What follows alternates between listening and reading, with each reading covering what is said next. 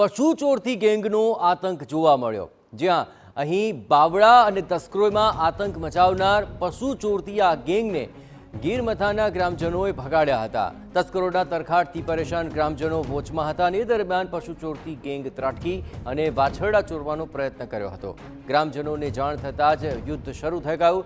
ગ્રામજનોએ ટોળકીને પડકારી અને આરોપીઓ ઊભી પૂંછડીએ ભાગ્યા હતા। જોકે આરોપીઓની કારમાંથી અલગ અલગ નંબરની નંબર પ્લેટ, આધાર કાર્ડ અને મોબાઈલ પણ મળી આવ્યા। ગ્રામજનોનો દાવો છે કે પાછલા કેટલાક મહિનામાં પીરાણા સહિત આસપાસના ગામડાઓમાં આ ગેંગે 200થી વધુ ઢોરની ચોરી કરી છે।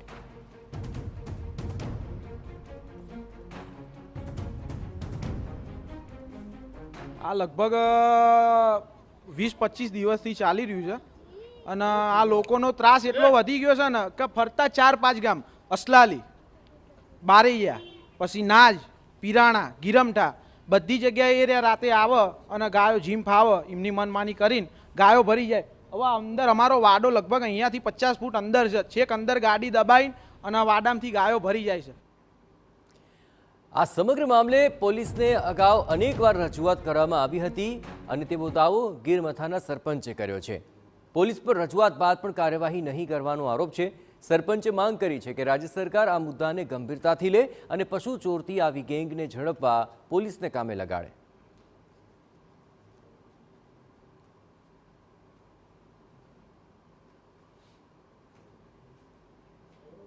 અમે સતત જાગવાનું ચાલુ કર્યું।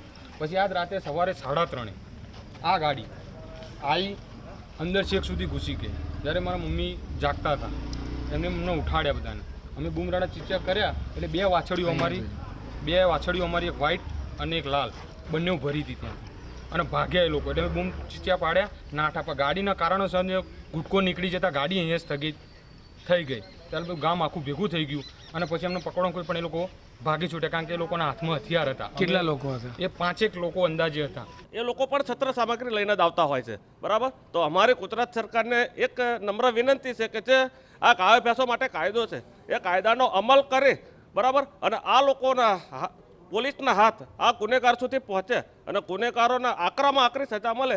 આ લોકો જે ભયમુક્ત થયા છે, બરાબર, આ ભયભીત થયા છે અને ભયમુક્ત થાય એવી અમારી ગામવાળાની બધાને એક જ રાતે, બરાબર, આવી માગણી છે।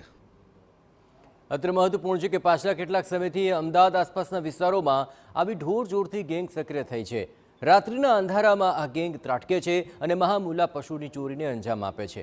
જોવાનું રહ્યું કે ગીરમથાની ઘટના બાદ પોલીસ વિભાગ એક્શન મોડમાં ક્યારે આવે છે।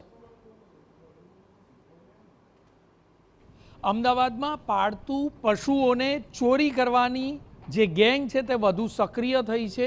જે રીતે ઘટના બની હતી તે એક મોટી કાર છે, તે કારની અંદર ગાયના વાછરડા ભરવામાં આવ્યા હતા। સ્થાનિકોની તકેદારી અને તેમના કારણે આ જે સમગ્ર ઘટના છે તેમાં તેઓ સફળ રહ્યા ન હતા।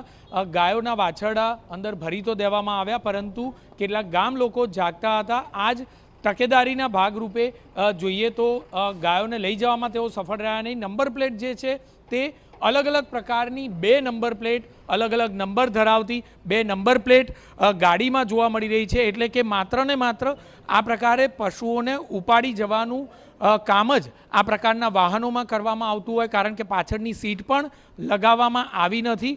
તે પ્રકારની આ કાર તૈયાર કરવામાં આવી છે। મહત્ત્વની બાબત છે કે આજુબાજુના ગીરમઠા, બાવળા સહિતના, પીરાણા સહિતના અનેક ગામોમાં લગભગ 200થી વધુ પશુઓની ચોરી થઈ છે, પરંતુ તેમ છતાં પોલીસ દ્વારા કોઈ નક્કર પગલાં લેવામાં આવ્યા નથી।